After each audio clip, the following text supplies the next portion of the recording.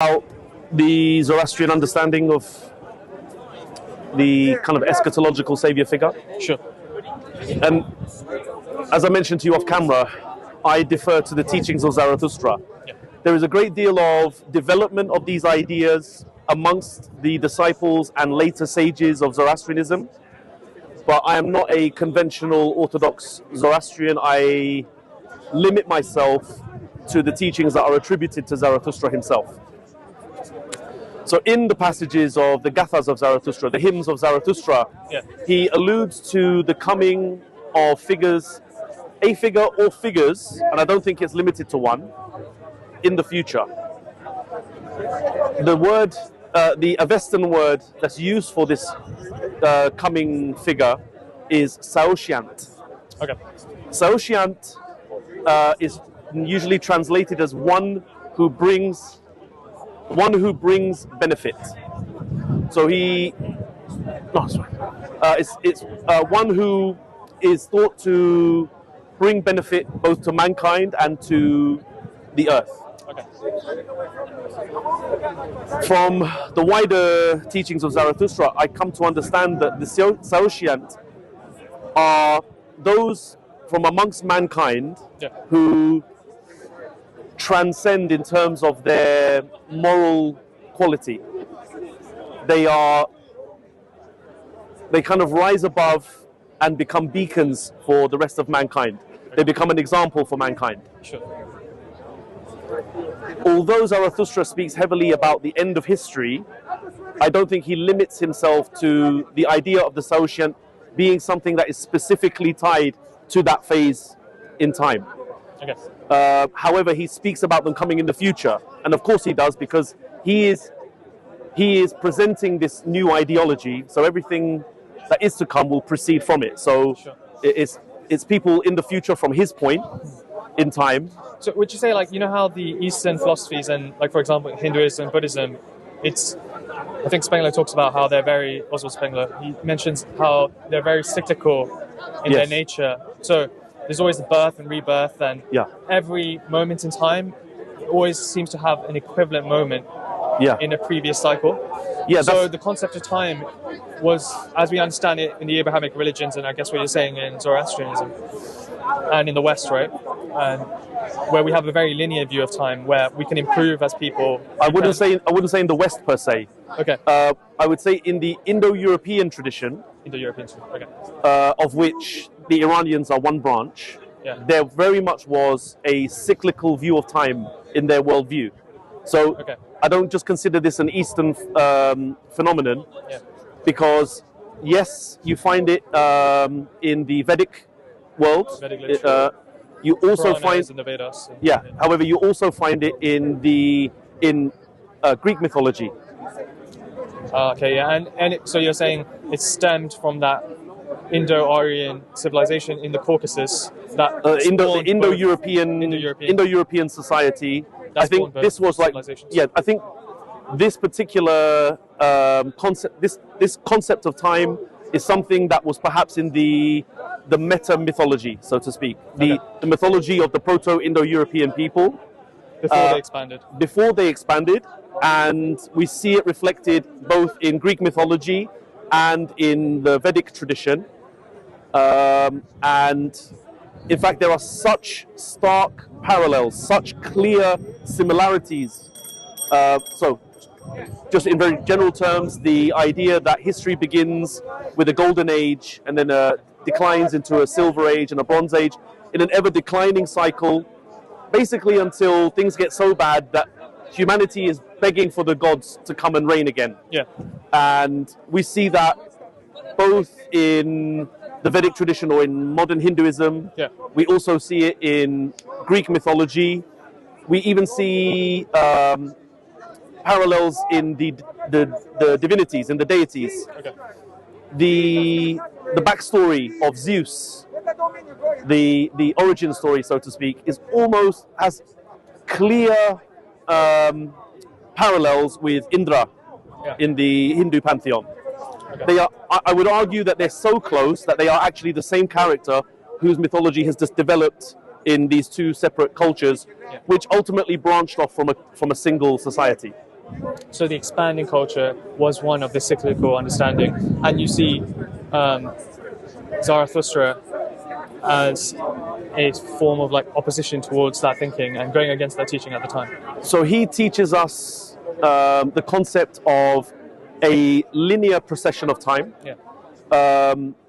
And he, as far as I'm aware, he is the first to discuss the idea of time, a teleological concept of time, meaning that time has a purpose. There is a reason for it to take the form that it does.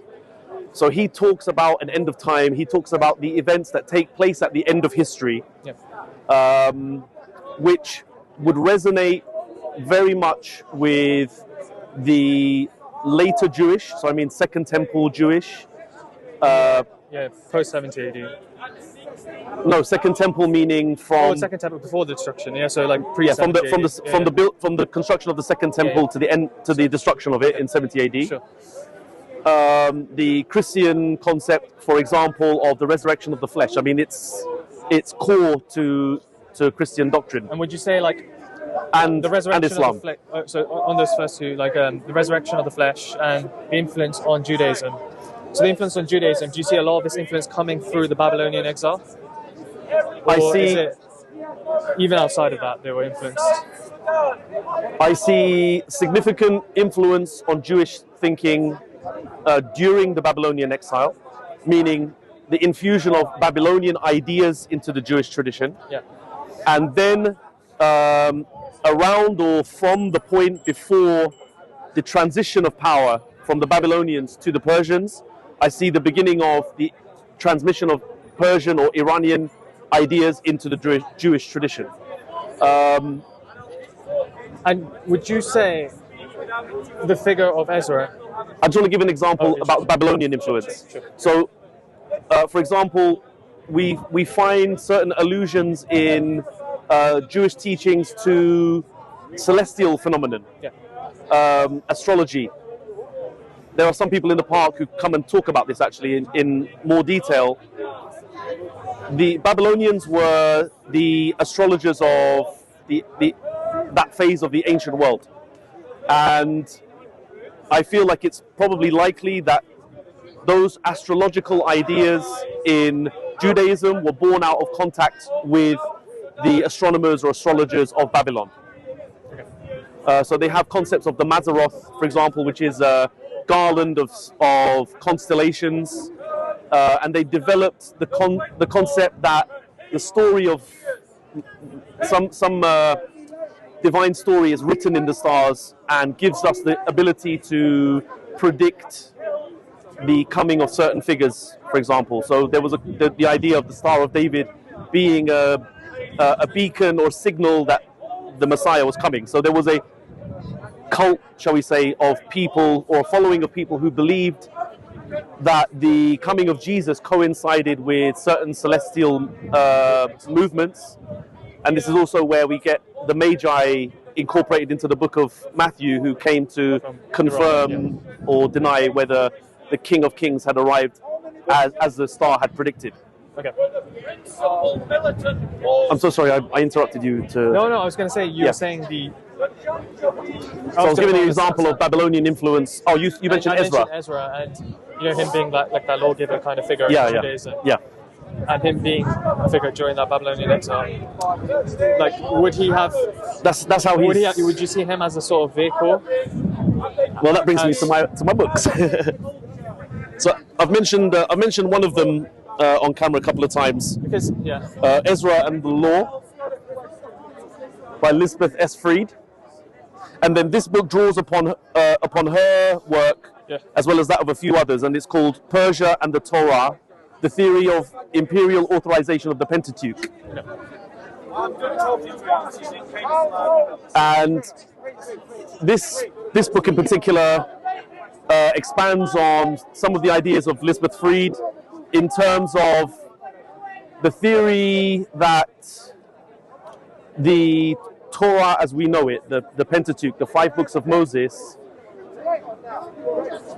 may not only would have been authorized by a Persian king, specifically Artaxerxes, but to the extent to which it may have been originally authored by Ezra or heavily edited by, and where the contents of the 5 books of Moses, the sources that it draws upon.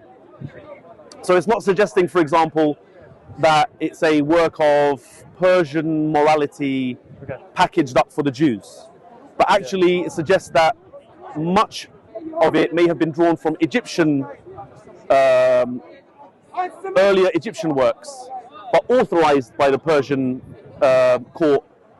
But why would they do this for a foreign culture?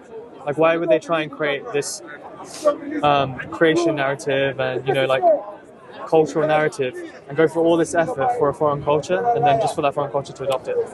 I'm definitely agreeing with you in the fact that, like, even in the Quran, it mentions the Jews took Ezra as the son of Allah subhanahu wa ta'ala, and the Christians took, you know, Isa alayhi salam as the son of Allah subhanahu wa ta'ala. And there is some understanding. Where does that Islamic understanding, where does that appear? It's in the Quran.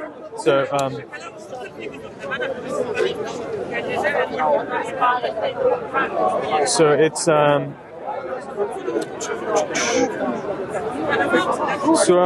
Surah Tawbah, ayah 30.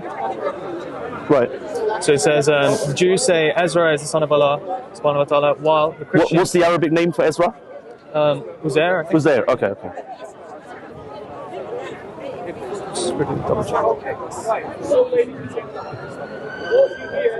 So it's most identified with Ezra, but, you know, like with some of these biblical prophets, when it's referred to in the Islamic tradition, it's sometimes not like 100% per se, but... Sure. Yeah, I understand. Ezra is seen as like a law-giving figure, right, in the Old Testament. Yeah. So we consider him a prophet, of course, but it's very interesting, like how... But they've used him with... But it's very interesting how, like, there is that...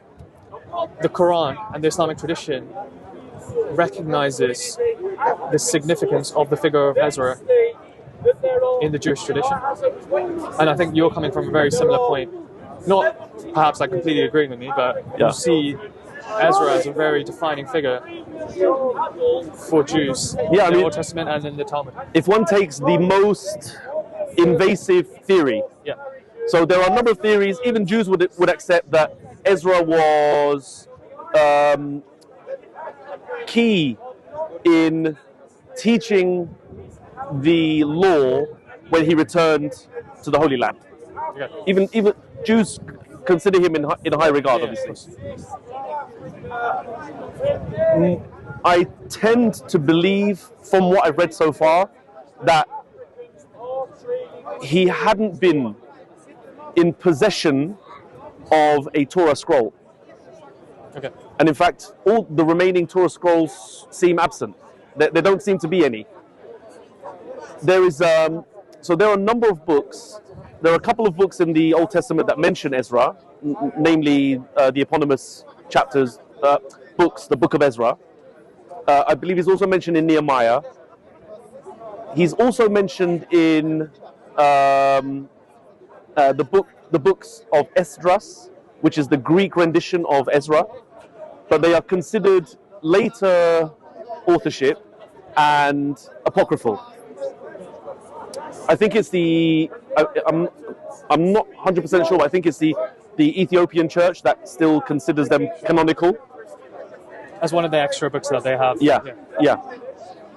And in it, you find a story of Ezra. Sorry, what book was this? Esdras. Esdras. Yeah, Esdras. And I think there are one or two. There's like one Esdras and two Esdras. Yeah. Sure. And they refer to his lamentations that he wasn't in possession of the law when he was instructed to go and teach it back in the Holy Land.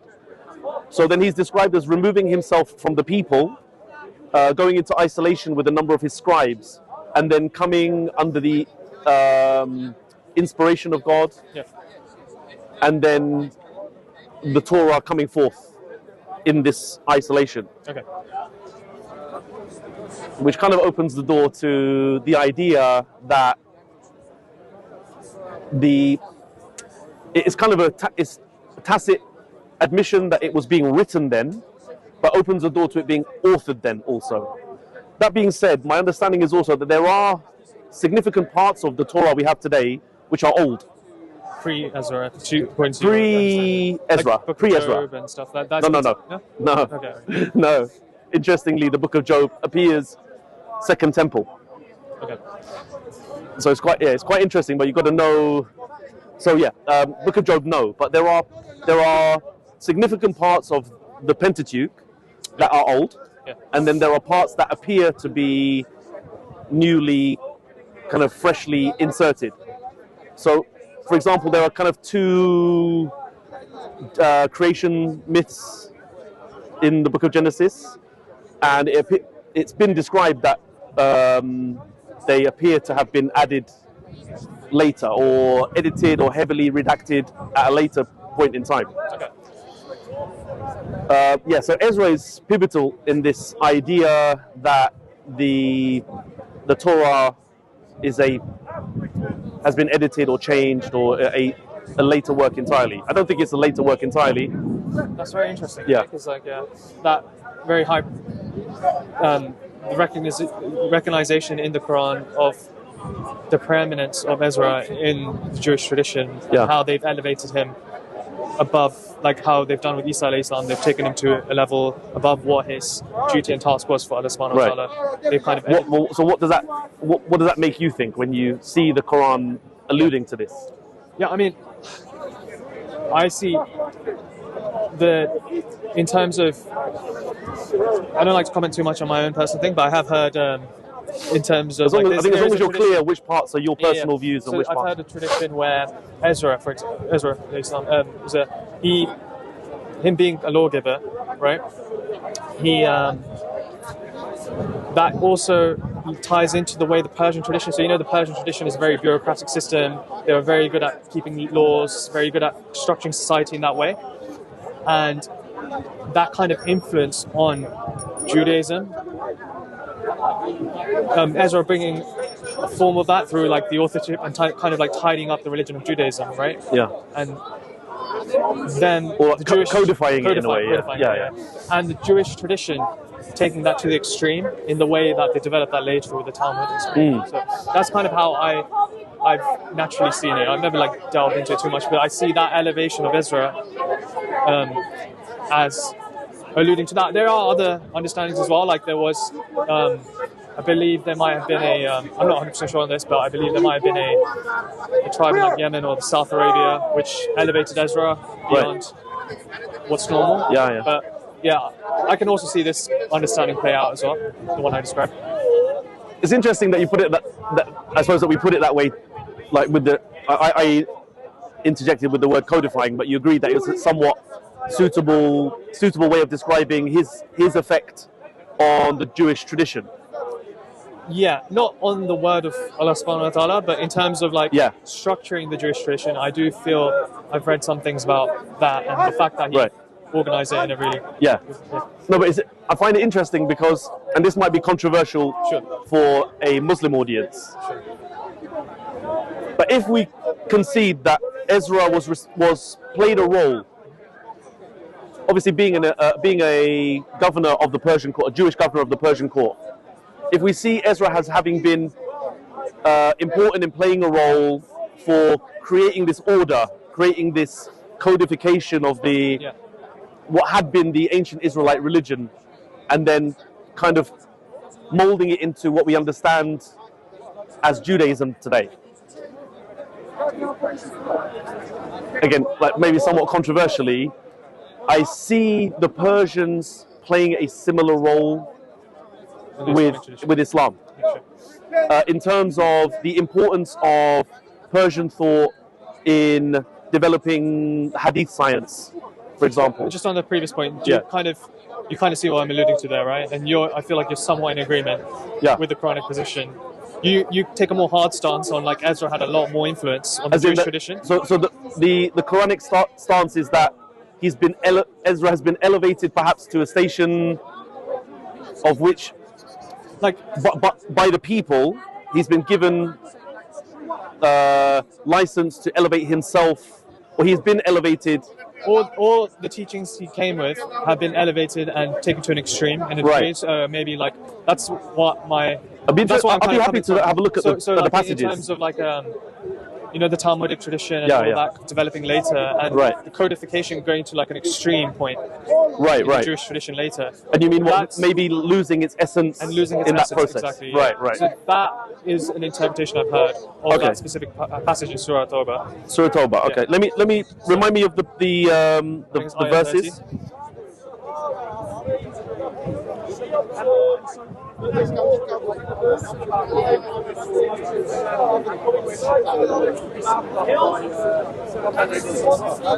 I don't know which chapter that is. Do you know the chapter number?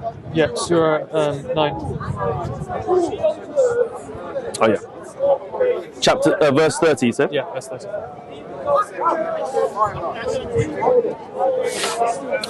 I don't know how reliable my translation is. In terms of like, I think you're maybe going to start directing this towards the Hadith, right? And the when we're talking about later, in terms of like the Persian influence on Islam, and are you kind of coming at it from the angle of the Hadith, or are you talking about even earlier? In terms of like, I think that I have no idea when my camera stopped recording. We've had a little dead battery timeout, but we're back. We'll pick up where we left off, but I don't know whether you might have missed something already or not. So, yeah, it's interesting that you say that. Does it not demonstrate a more cyclical approach